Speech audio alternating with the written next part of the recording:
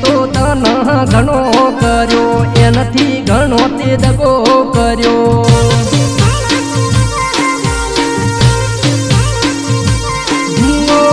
ખેતરનું બોનું કરી ફોન તન કરતા ભાઈબંધનું બોનું ગાડી મળવા તન આવતા મેં ફોનમાં વાતો